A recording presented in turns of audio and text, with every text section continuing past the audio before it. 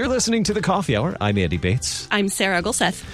We are wrapping up this season of Set Apart to Serve with our last Set Apart to Serve story this morning, and it's a neat one. I think this might be my favorite one of all the ones we've done. Just saying. There's a bunch of women in the room right now, and I'm kind of stoked about that. I am outnumbered. You are very outnumbered. Thanks to Concordia University Wisconsin for supporting The Coffee Hour. You can find out more about Concordia University Wisconsin at cuw.edu. Live uncommon. We are surrounded by deaconesses today. I'm so happy right There's now. blue everywhere. We are so excited to continue the Set Apart to Serve conversations today with deaconess leaders from across the Lutheran Church Missouri Synod. Joining us in studio, Deaconess Amy Rast. She's Associate Director of Deaconess Formation at Concordia Theological Seminary in Fort Wayne, Indiana. Deaconess Rast, welcome to the Coffee Hour. Thank you. Glad to be here. It's good to have you in studio. And Deaconess Dr. Gillian Bond, she's Director of Deaconess Studies at Concordia Seminary in St. Louis. Dr. Bond, welcome. Thank you. It's good to be here. Thank you for having me. And Deaconess Kristin Wassilak. She's the Program Leader for Deaconess Studies at Concordia University Chicago and the Interim Dean of the College of Theology, Arts, and Humanities. Deaconess Kristin, welcome. Great to be here with our proud CUC alumni. Hey. Yeah, both of us. It's great to have you all in studio today to learn more about deaconess ministry. And I know I have some questions about it. I think Sarah has even more questions about it today. Yeah. So Sarah might have even more deeply pressing personal questions about the deaconess program. But I think all of us certainly can have a lot to learn about the deaconess ministry and how deaconesses have served in the church and continue to serve in the church today. Before we even dig into a little bit more about what a deaconess is and that formation, what that formation looks like at the institutions where you serve, I want to hear your stories. How you became a deaconess. We'll start with you, Deaconess Amy. Tell us a little bit about when you started thinking about serving as a deaconess. Where did you even learn about deaconess ministry? My first encounter with deaconesses was at Concordia River Forest. I remember that institution. I do too. Right about the time when the deaconess program began there. Mm-hmm. Otherwise, I'm originally from the Eastern District, and there are not a whole lot of church workers out there other than pastors. Mm-hmm. So I didn't know about those church workers. And my pastor said, go to that school in River Forest, now Concordia, Chicago. So I went there and met some deaconesses, but I went into social work and have both a bachelor's and master's in social work. But there is research that says that there is an age of benevolence, that we reach a certain age in our lives where we want to give back. And as a social worker, I was giving, but as a Christian woman, I wanted to increase my knowledge of our faith and use that faith in caring for people. So I went into the distance program at Concordia Fort Wayne at the seminary there. My husband, who was in South Africa at the time, sent me an email and said, they're starting a program. You need to join right now. You've always wanted to study theology. Do it. So I went through the distance program there. Yes. Wow. That's a good husband. Deaconess Bond, what about you? What's your story? When did you first learn about deaconesses? How did you become a deaconess? Well, my story is a little odd, probably. All right. I spent my previous working life in material science and engineering. Nice. And was a faculty member for many years in that area. I was on a year's sabbatical out at Pacific Northwest National Labs, minding my own business, doing transmission electron microscopy.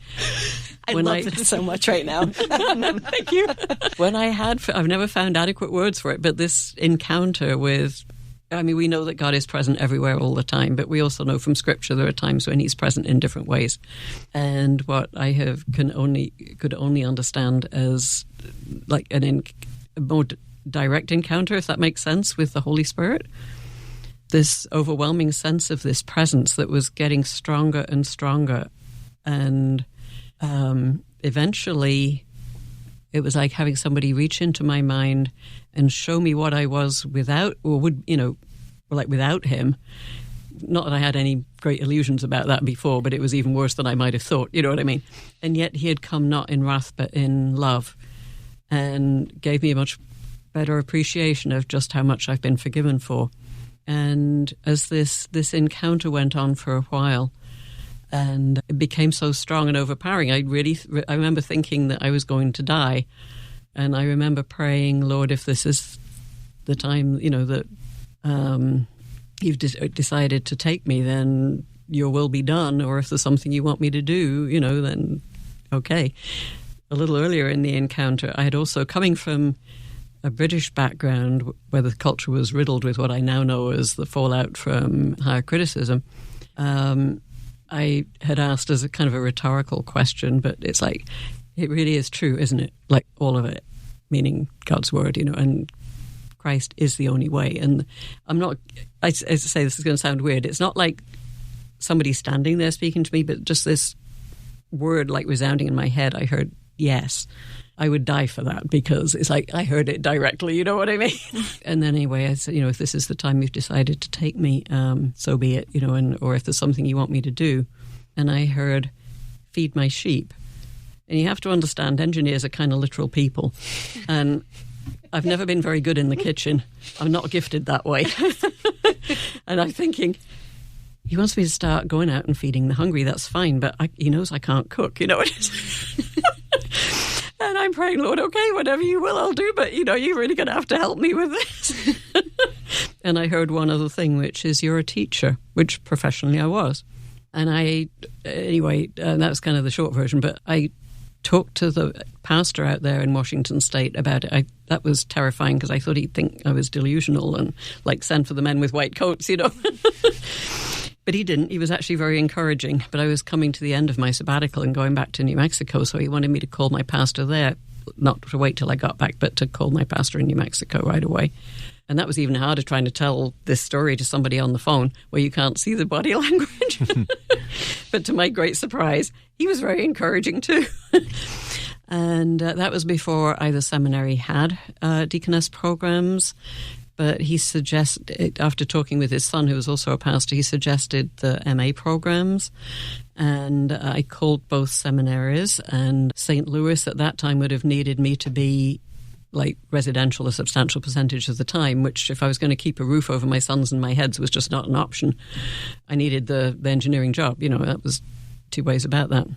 I called Fort Wayne, and Bob Wegman and Dr. Gillian spoke with me, and because I wanted to be an exegetical major, which I was, and they worked with me as a kind of a special, very, very part-time student, doing a few credit hours each year, and then dating myself, videotaping, because there weren't distance programs then, videotaping some of the courses so that I could take them at the same time as guys that were on campus.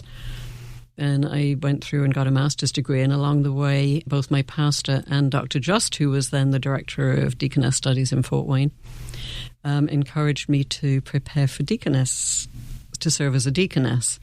And the seminary worked with me on a sort of one-on-one basis to see what extra courses I would need. And I did my field work in New Mexico, and then stepped out of full-time engineering work to be able to do an internship and serve as a deaconess. And along the way were a lot of those like, Lord, are you sure you mean me? You know me. You know what I'm like. Are you sure you mean me? Kind of looking for the person behind me that he was really talking to, but no, here I am. And I'm just so staggered that he could work even through someone like me, and so blessed. What are the similarities between your career in engineering and what you get to do now as a deaconess? Actually, quite a lot. I mean, I have always loved working with students. So obviously working at the seminary, I'm working with students again. I still do volunteer service in relation to the engineering profession. And I also love research, and I'm working currently through St. Louis on a PhD, exegetical, but because my other one's in materials. But also just, I mean, for me, learning the languages and that, it was a definite, the way that my brain processes, I see conceptual patterns. That's how I kind of process like science and engineering concepts and so on. And the structure of language, it's the same kind of thing for me. So, but just also, when in my engineering life, a lot of students would come and talk to me, sometimes just about straight engineering stuff, but sometimes also about life stuff. And it's a lot of overlap. I can imagine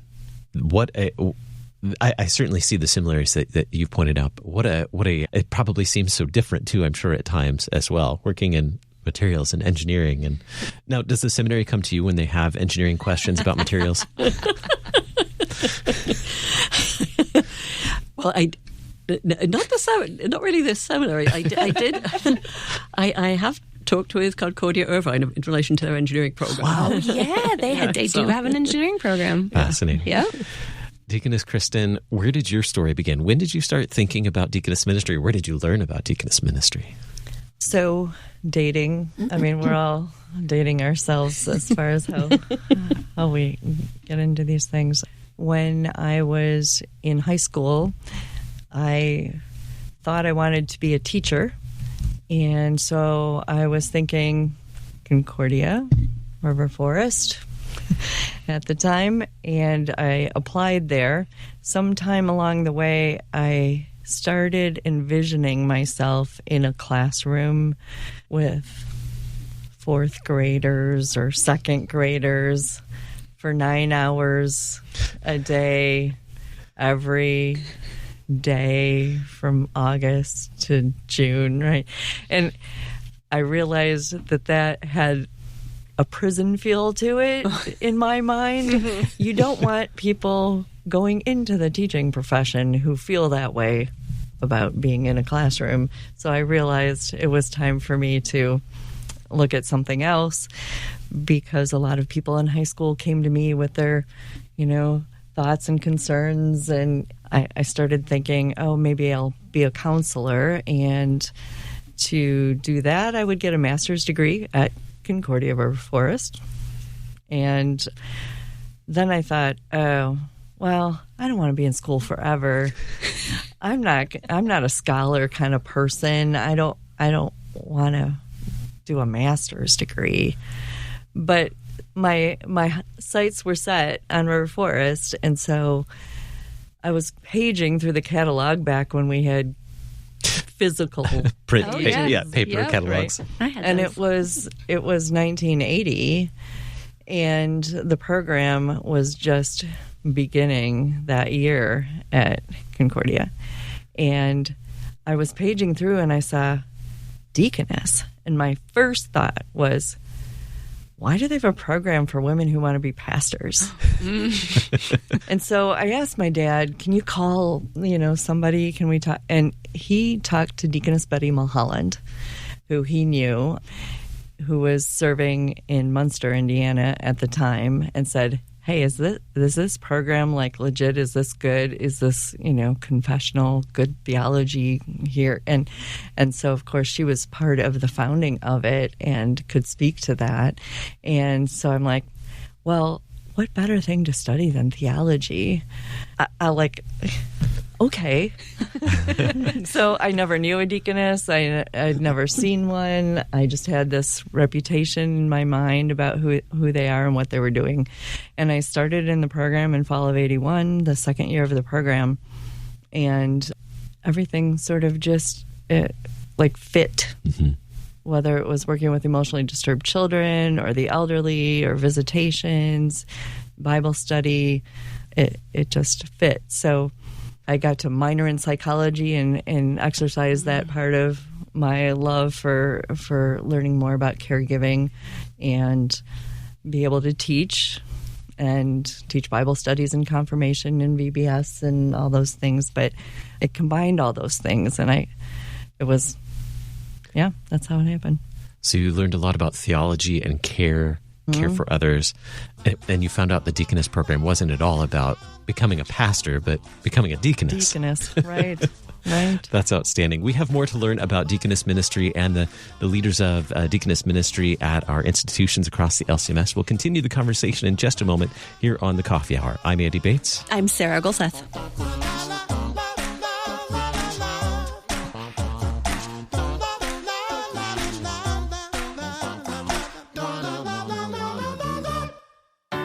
At Concordia University, Wisconsin, we believe you were created for a reason: to use your God-given gifts to help others, to live a life of self-sacrifice in a me-first world, to live a life that's uncommon. Whether you're taking one of 50-plus online programs or learning with us in person on the shores of Lake Michigan, you'll be equipped to make an uncommon impact. Learn more at cuw.edu. Concordia University, Wisconsin. Live uncommon.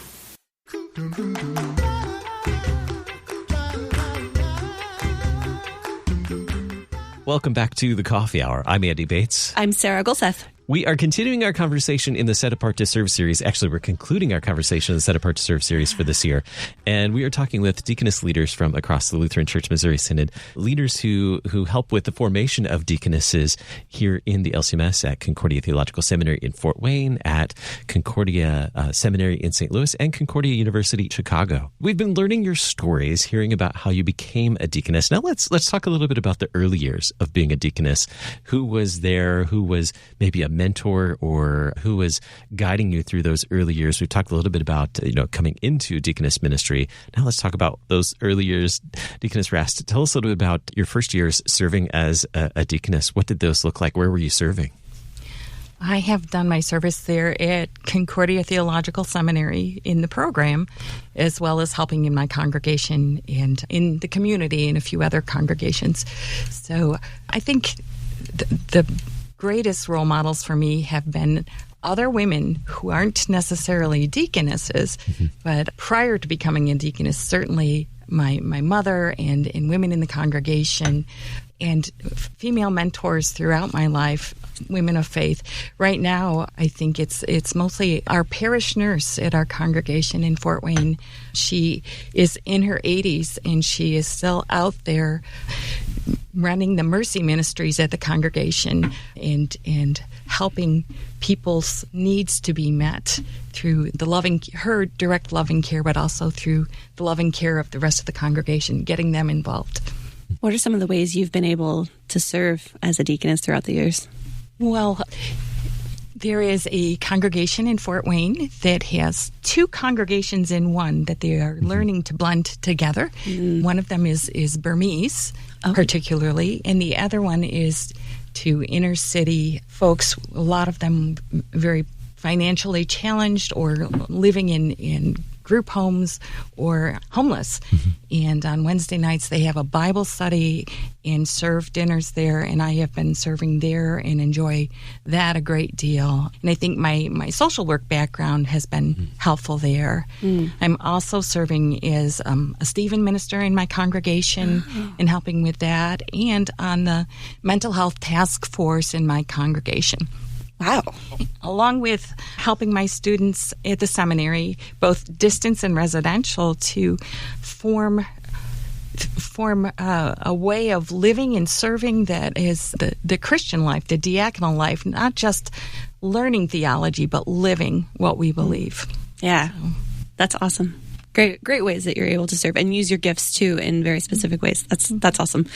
Deaconess Wassilak, what about you? The early years of serving as a deaconess and ways that you've been able to serve over the years.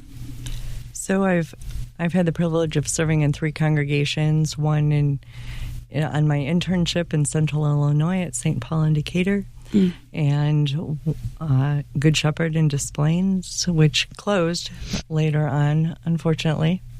Hopefully nothing to do with me. And then my current congregation that we're members of, but that has really informed and grounded me in real life, real struggles, the ebb and flow, of parish life, of the sufferings that people endure, and being also there for just amazing joys, and to see that over the years. I had the opportunity to do some hospital chaplaincy, and I loved the emergency, like, adrenaline flow that happens in hospitals, and how you're able to interject in the midst of chaos and physical pain the sure hope that we have in Christ. That was a tremendous privilege. But most of my time has been spent at Concordia Chicago as deaconess director, and the privilege has been, like, all of us are just blown away by the Lord's work in the women who come to us, like, all their different stories.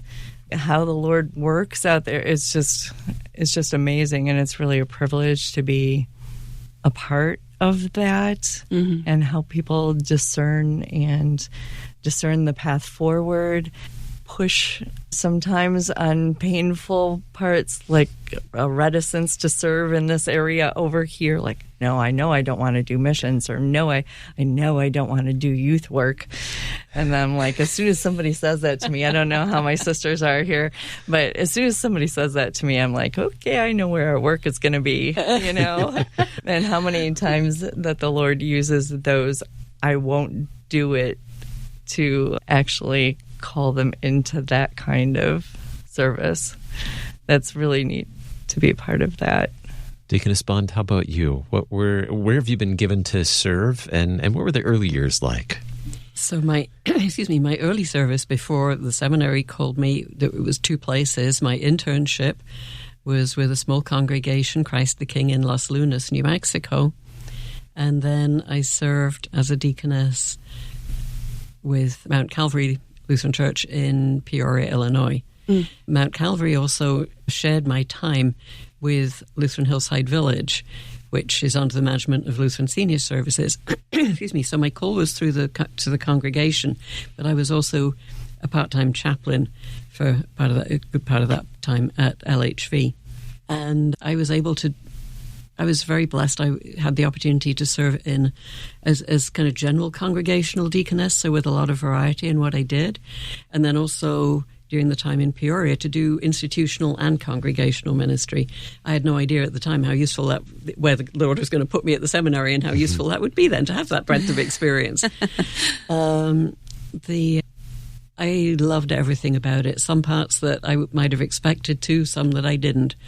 I had been kind of thinking of what Kristin was saying. I was nervous about originally about the part of working with those who were dying, as to how I would hold up with that. I actually loved doing it and always came out of it, and the families would thank me so much, and what how blessed their loved ones had been. And I'd be thinking to myself, actually, I think I was more blessed than they were. But anyway, I loved the opportunities that arose to speak to people who were either unchurched or dechurched. Given my experience is back in the UK, having grown up minimally catechized and walked away from the church, sadly, for 14 years, I know what a dark, desperately dark place that is. And my heart truly bleeds for the people that don't know Christ or don't, or have turned away. And to be able now to, thanks to the theological training and equipping, to feel like I can have those conversations much more meaningfully with people. I am so excited always when the opportunities arise to do that. And then also, it surprised me how many people, including lifelong Lutherans, really struggle with how to answer questions that people raise relating to the interface between faith and science. And of course, I've spent much of my working life at that interface. And so that's a topic that's really dear to my heart. Yeah.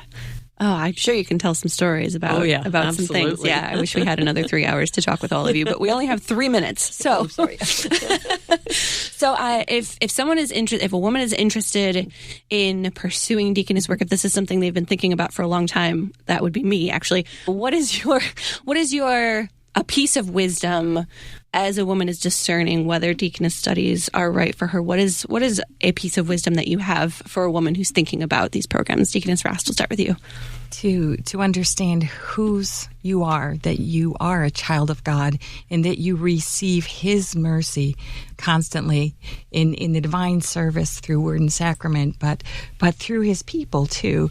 And so that to receive that mercy and keep it to yourself is not how God is. So to receive it and share it is exactly what you can do as a deaconess.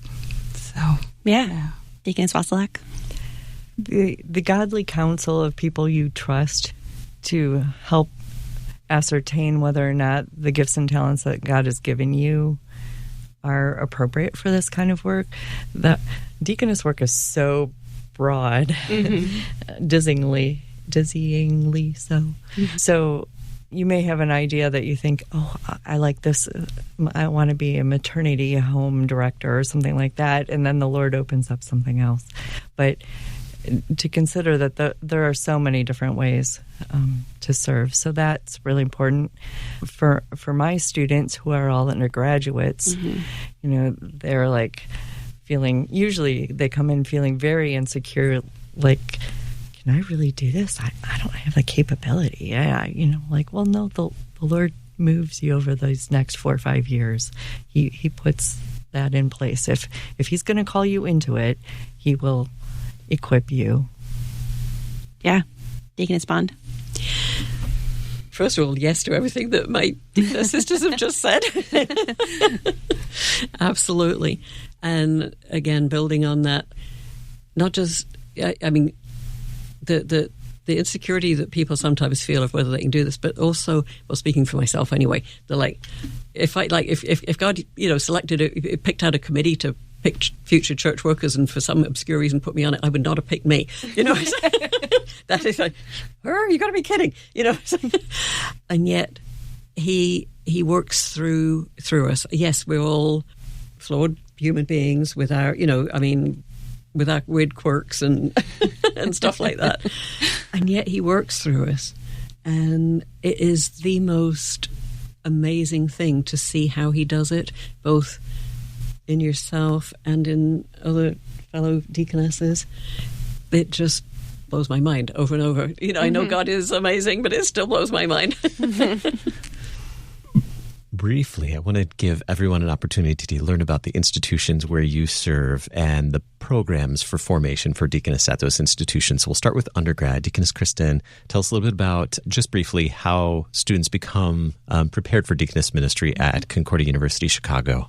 So it is a bachelor's degree in theology. And so every student majors in theology and takes essentially a second major that is the deaconess specialization, with courses almost every semester, field work, and then a culminating year of internship that's a paid internship. They have some choice along with that theology major. They may choose like classical pedagogy as a minor if they want to be a classical educator, or psychology if they want, or social work, education, those kinds of things if they'd like to be more equipped to. Music is another big one. So, yep. Very good. And how do we learn more about deaconess ministry at Concordia University Chicago? Admission at cuchicago.edu. Admission at cuchicago.edu, or call 708-209-3100. Very good. Deaconess Rast, tell us a little bit about formation for deaconesses at Concordia Theological Seminary in Fort Wayne. We have a master's level program at the seminary, both residential and distance. The residential students are living on campus and are primarily younger women, and our distance women can be older women who are second career, as many of us are called, and as well as young women who are unable to move to campus. Our studies are foundationally theological, and we also then have specific deaconess studies that go along with those. And as the other programs have, we have field education or practical education in the context of ministry, because we learn as much from the people in the parish as we do from the books that we read or the discussions that we have. Our education also takes place in our chapel, in the worship services there. So yes, they could get a hold of us at deaconess at ctsfw.edu. Deaconess at ctsfw.edu. Very good. Thank you. And Deaconess Bond, tell us about the deaconess formation at Concordia Seminary in St. Louis. We also have both residential and distance options. The residential program is a graduate school MA program, so it's an academic MA, but also with certification. The major is spiritual care. It is the one MA track at the seminary, that graduate school MA track that doesn't require a major and a minor, because the major has too much required for it to have room for that. We try and give the good, solid theological foundation that could be built on, regardless of you already heard the variety of areas that deaconesses can serve in, regardless of which area they serve in, plus some electivity, so that students can specialize if they wish. 2 years on campus, 1 year full-time internship, plus either a comprehensive exam or a thesis. The online Deaconess Studies or ODS program is a certificate program. The courses are taught at an MA equivalent level. However, because it is in and of itself a certificate program, we can also take students that don't have a bachelor's degree. And in fact, we have a couple. It's a relatively new program. We don't actually have anybody who's completed it yet, because it's a 4-year program and we launched in 2021. Not at 2025 yet. So it's designed to be able to be done it's 4 years because it's part-time, because it's designed to be able to be done by people who have full-time day jobs and or other family commitments. And it has a concurrent part-time internship that goes with it throughout the 4 years. It's the pedagogical approach is what we call conceptualized learning, which basically is, all analogies are flawed, but the best I can come up with is a bit like in earlier times when many professions people entered through apprenticeships. So it's like they're learning the head knowledge, but at the same time they're learning to apply it in the particular context where they're doing formally, in those earlier examples, apprenticeship, in this case, the concurrent internship. So sometimes people misunderstand contextualized learning to mean that you're twisting the theology. It's like, no, believe me, I would not be involved in anything that did that. But to learn to apply it in a specific context as you learn it. So the residential program has the advantage of the on-campus formation, both in terms of the campus community and the chapel and so forth. The distance program has the advantage of that contextualized learning. So they both have their strengths. The courses for the online program are taught at an MA equivalent level, so anybody who meets the graduate school entry requirements and wishes to obtain an MA degree can go on and do 1 more year online and earn an MA degree through it. But the program itself is certificate, so it doesn't rule out those whom life took on other paths rather than getting bachelor's degrees first. Very good. How can we learn more? Oh, definitely contact admissions. Also, if you go to the main webpage for the seminary, hover over academics and look down, you will see under programs, both residential and online Deaconess Studies. And if you click on those, you will find quite a bit more information about the programs. For application processes, contact admissions. To talk about the program and what deaconesses do, contact me. Bondg, B-O-N-D-G, at csl.edu or 314-505-7114. Thank you so much for spending time with us this morning on the Coffee Hour, for helping us learn about deaconess ministry, and just for being our guests here. It's been a pleasure to spend some time with all of you. Deaconess Amy Rast, Associate Director of Deaconess Formation at Concordia Theological Seminary in Fort Wayne. Thanks for being our guest. Thank you for having me here. Deaconess Kristin Wassilak, Program Leader of Deaconess Studies at Concordia University Chicago. Thank you so much. Thank you, Andy and Sarah. And Deaconess Dr. Gillian M, Director of Deaconess Studies at Concordia Seminary in St. Louis. Thank you so much. Thank you, and thank you both for helping us raise awareness of deaconesses and how valuable they can be into a congregational or institutional setting. You've been listening to The Coffee Hour. I'm Andy Bates. I'm Sarah Golseth. The Coffee Hour with Andy and Sarah is a production of KFUO. To support The Coffee Hour and KFUO Radio, visit kfuo.org. You can also text KFUO to 41444 or send an email to gifts@kfuo.org. And you can call us at 800-844-0524. KFUO. Christ for you, anytime, anywhere.